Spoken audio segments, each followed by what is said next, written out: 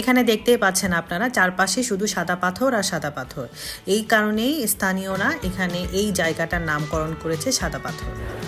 আমরা আর ওয়েট করতে পারলাম না, চটজলদি পানিতে নেমে গেলাম এবং বিশ্বাস করবেন না যে পানিগুলো এত পরিষ্কার এবং স্বচ্ছ ছিল। এখানকার পানিগুলোও ছিল বরফের মতো ঠান্ডা।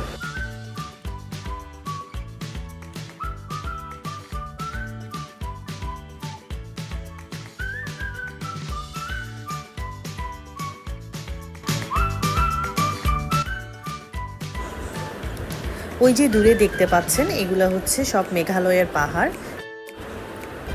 এখানে যারা ঘুরতে এসেছেন অনেকে ফটোগ্রাফারের মাধ্যমে ছবি তুলছেন, আবার অনেকে গোসল করছেন।